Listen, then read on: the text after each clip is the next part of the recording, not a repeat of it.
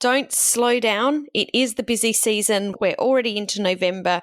November, December, January are the busiest months. My prediction is that this will be busier because there's more people that are really wanting to leave last year behind and have skills and the resources to be able to move into 2021 with a little bit more certainty. You're listening to the Thought Leaders Business Lab, the podcast for coaches, thought leaders and change makers who are ready to become the standout expert. If that's you, stay tuned because you're in the right place. I'm your host, Samantha Riley, and I want to help you build a successful business sharing your expertise. Generate the impact and income you need to create your ideal lifestyle. It's time to make a difference and scale up. Are you ready? Let's enter the lab. Welcome back to another Thursday episode of the Thought Leaders Business Lab. I'm your Thursday co-host, Samantha Riley, joined by my Thursday buddy, Tim Hyde. How are you, Tim? I am fabulous. Oh, my goodness. Like that one? Well, that was different for all those listening. You're awake now. I'm having a really cracker at the moment, and that's a real cracker at the moment. And I think, good. It's somewhat inspired by today's topic is around preparing for the busy season, but I have signed an incredible amount of new business recently. Congratulations. And it's proving interesting because they're in Canada and New Zealand and the US and Bali and Australia and South Africa and the UK. So we're covering every time zone of the world. I'm just about covering every time zone. So that's introducing some interesting challenges into my sleeping schedule. Well, you have fun with that now. Yeah, look, it is. I mean, I think we take opportunities where they are. I was actually having a conversation with a former client of mine who's moved into, in my last business, and he does a lot of work in consulting into Australian federal government.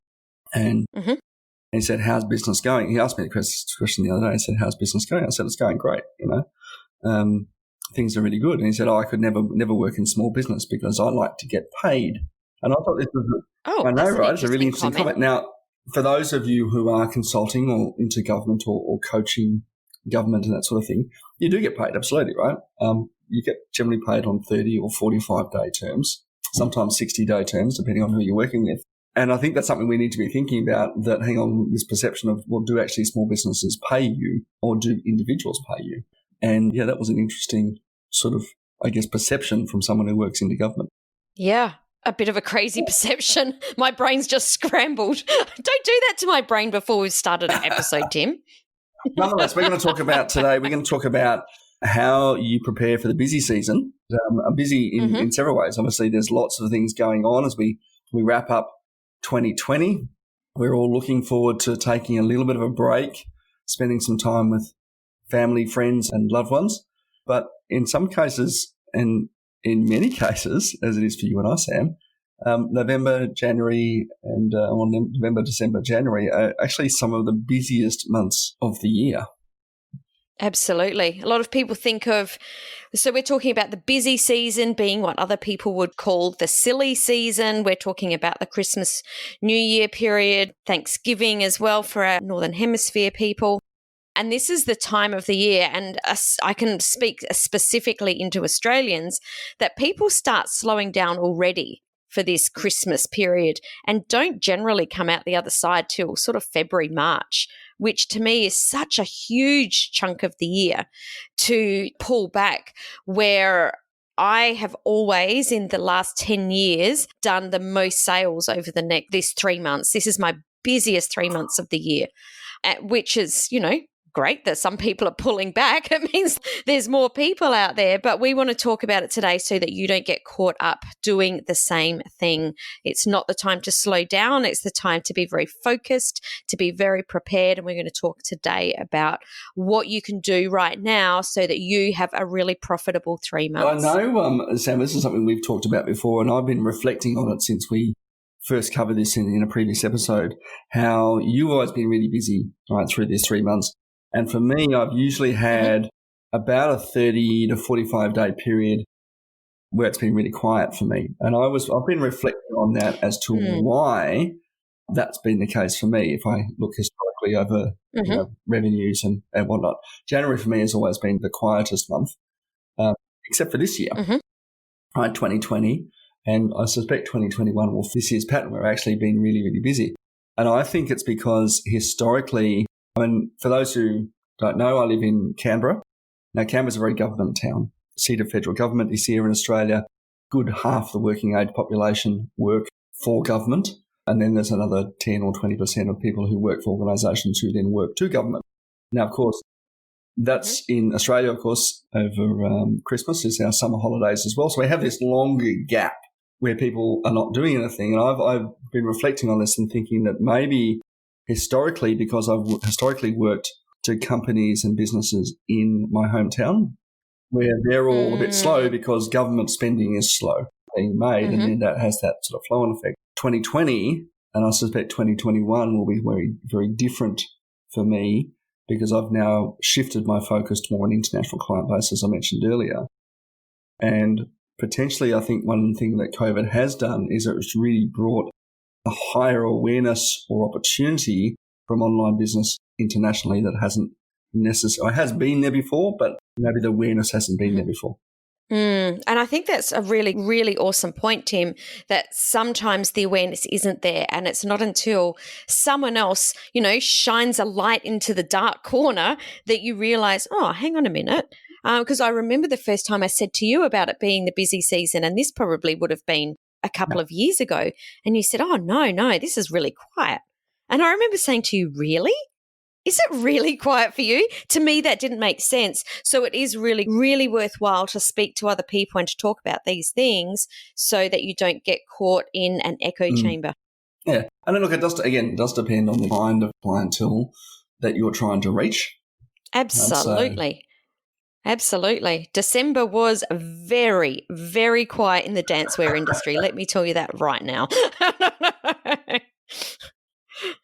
But in coaching, yeah, absolutely. Let's talk about what you shouldn't be doing. And we're going to specifically focus on November, December, January, what you do here as opposed to, the next 12 months. But it's probably not the time that you would change organisational structure.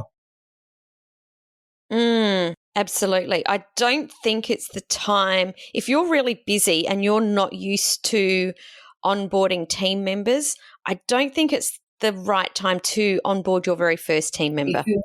If you're not used to onboarding, training, delegating, definitely not the time to do that kind of thing. And I think that's largely because you do spend a lot of time with your new team members. And if you're trying to do the work of client work, as well as teach someone how to do that client work at the same time, or even if it's some other aspect of your business that you're trying to teach them how to do, you're going to find yourself short of hours. Yeah, or something else that I've seen, and I've seen this a lot, like way too many times to count, is someone taking on a team member, getting very, very caught in client delivery, leaving this team member to their own devices, and then getting frustrated that the team member's not doing anything.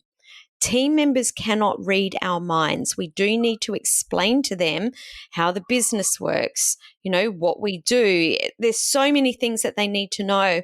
And I've seen it time and time again where business owners sort of start to resent their team member, which is just so unfair of anyone that's coming into our team. So, don't get caught in that little cycle. There's probably another risk there, Sam, in that if you actually start throwing work at your new team member to do and they don't know how to do it, and particularly if it's client-facing work, you may actually start creating an experience for your client.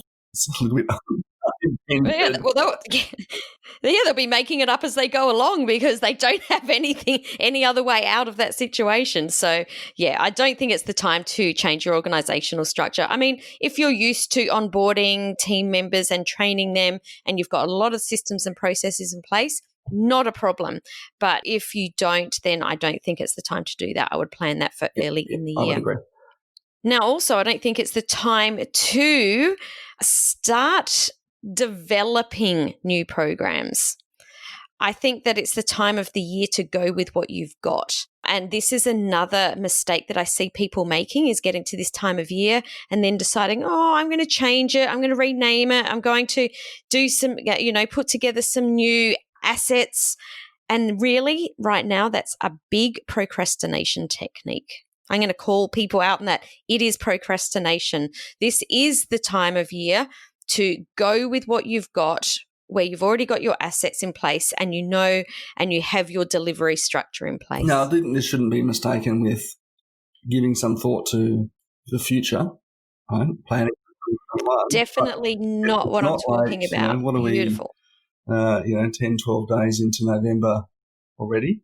I don't even know what the date is today. So actually, doing this and we're recording in advance if you hadn't picked. But it is, it's not something you suddenly go, I'm going to launch this program at the start of November, and we're midway through November already, and thinking, oh my God, okay, we need to get this thing out and try to rush it.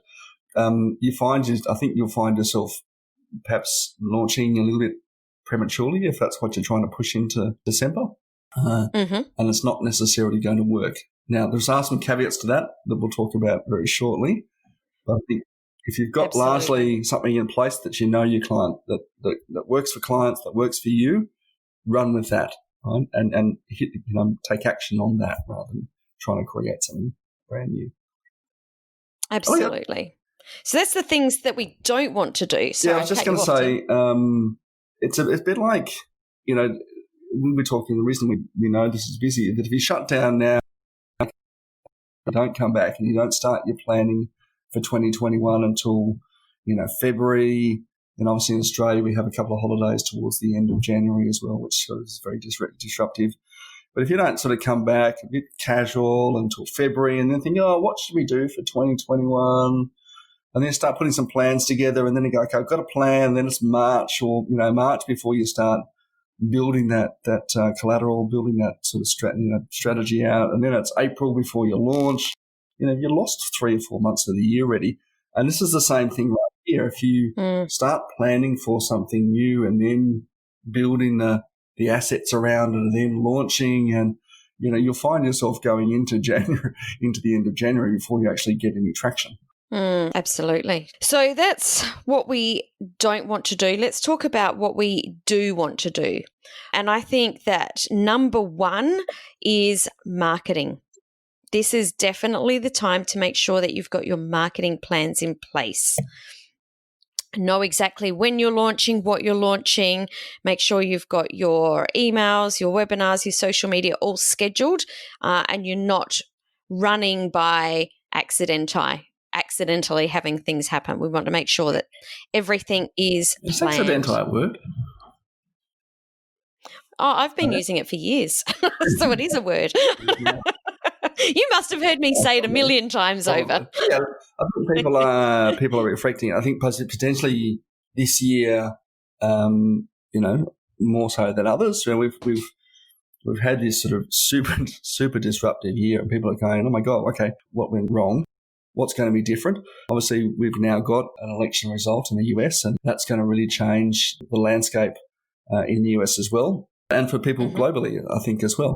And, so we're going to start those big event kind of things naturally lend themselves to people going, okay, what am I doing? Where am I at? Where are my opportunities as I move into 2021? And we, if we're Johnny on the spot, so to speak, we get to capitalize on that reflection.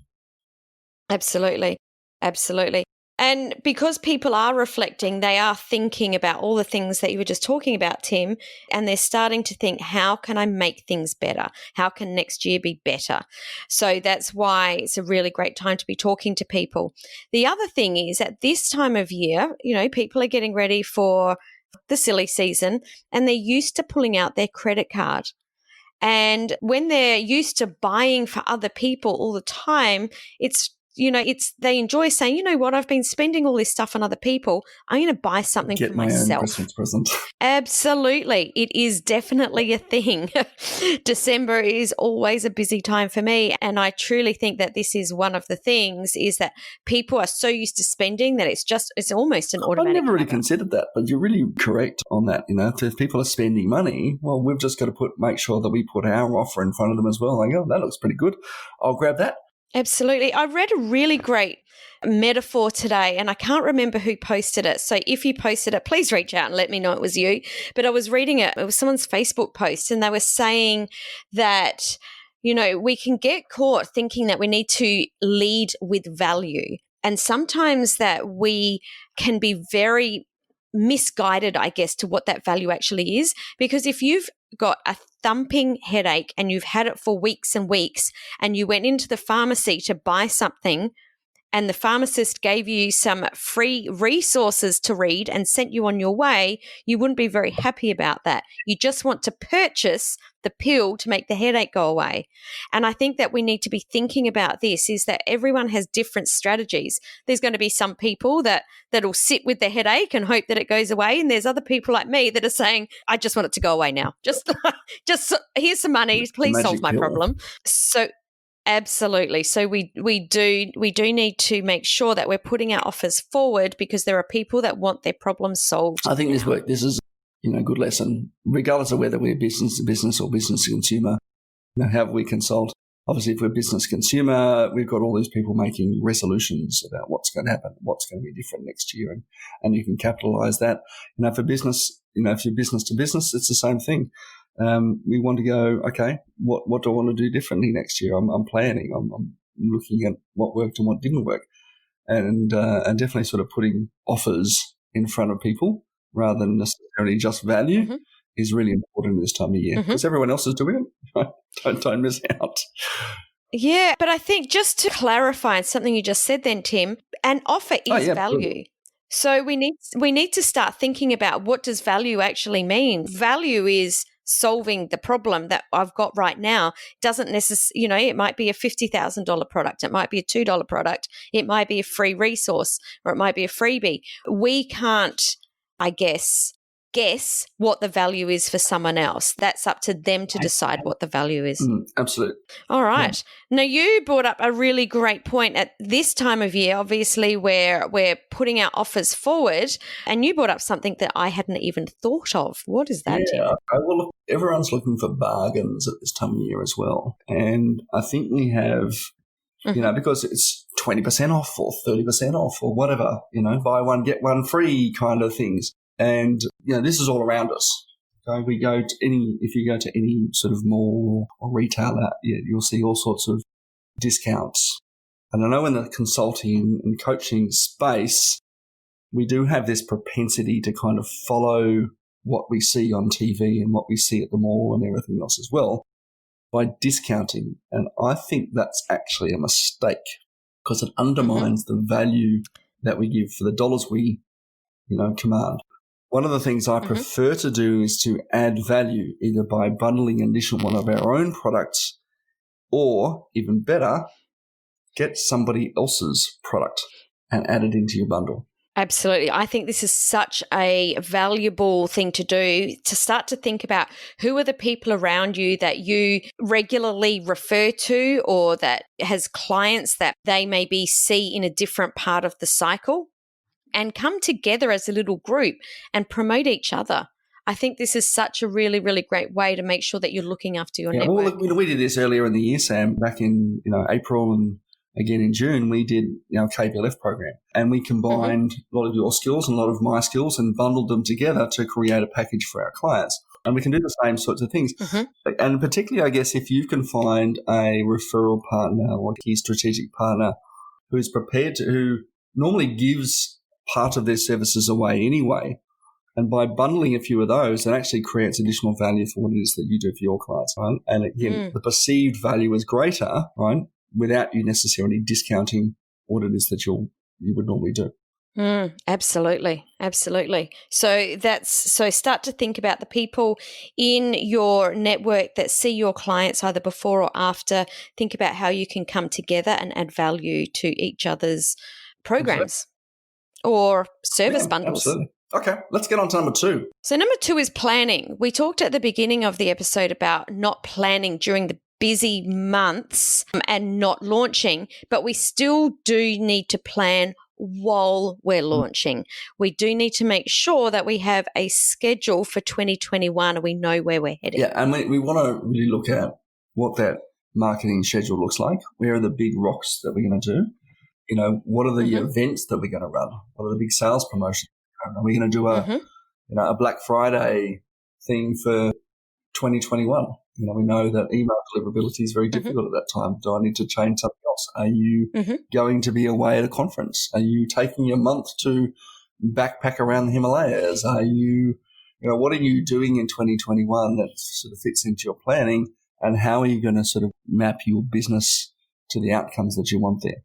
Absolutely. So when I'm talking about big rocks, and I'm pretty sure you would agree here, Tim, the big rocks that I add into my calendar first is my marketing, my events and my big marketing, what I'm launching at in what month is what I add to my calendar first, and then everything else gets added after that. Tell the truth, Sam, because it's really your holidays that you map in first, isn't it? Well, 2020 just really oh, God, you're killing me, Tim. Look, I'm not. Yeah, there wasn't so many holidays this year. I'm not necessarily joking about this. I think we've got to come back to the fact that, okay, we're doing our business to facilitate a lifestyle. So map your lifestyle that you want in first, and then from a business perspective, definitely map in those marketing. Absolutely. You're 100% right. Because at the end of the day, if we're creating a business that has us living a life that we're unhappy in, we're going to start resenting our clients, our business, our friends and family, and it's just, what's the point of that? So we do need to make sure that we're creating our life intentionally and really making sure that we're enjoying the life that we're creating and running our business around our life. So great pickup, Tim. Yeah. So lifestyle, map that in, because your business is there to serve us more than anything else. Put in your big marketing rocks. So if you know that you've got certain promotions, I was actually doing this with a client in South Africa just this week and looking at what their promotions were. So they've got a series of challenges that they run as a big sort of marketing promotion. And so what we did was that they've got three challenges that they run. And so what we're doing is every 2 months now, we've got a challenge and then a break and then another challenge, then a break, then another challenge. But the content that we now put out as a result of those challenges in the month previous now leads into value, which then puts into, gets people top of mind for that particular challenge. Right? So that's how it works in practice. And then we just rotate back to the beginning again. It's that simple. So don't slow down. It is the busy season. We're already into November. November, December, January are the busiest months. And I think, and it is only a prediction, I don't know this, but my prediction is that this will be busier because there's more people that are really wanting to leave last year behind and have skills and the resources to be able to move into 2021 with a little bit more certainty. We can't be certain about what's happening in the world and with the pandemic, but we can be certain in what we're creating. So I predict that this is going to be a really good season. Well, I know that all the work that you've been doing this year, Sam, with your business and your genies, puts you in a really good position for your business. And I know for many of our listeners who are doing the same, we're also looking forward as well. But if you haven't yet, don't despair.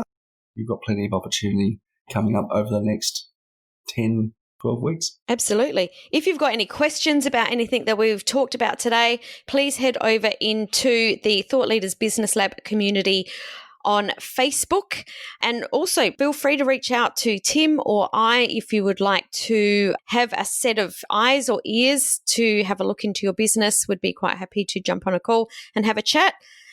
Tim, it's been great to chat with you today. Looking forward to another week and opportunity, wherever it may originate from.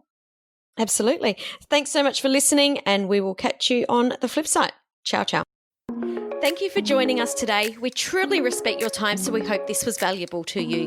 If you're a new listener, thank you for checking out the show, and don't forget to connect with me by heading over to samanthariley.global/connect. And you can connect with Tim at winmoreclients.com.au/connect. Be sure to contact us and share any feedback, questions, or topics you have too.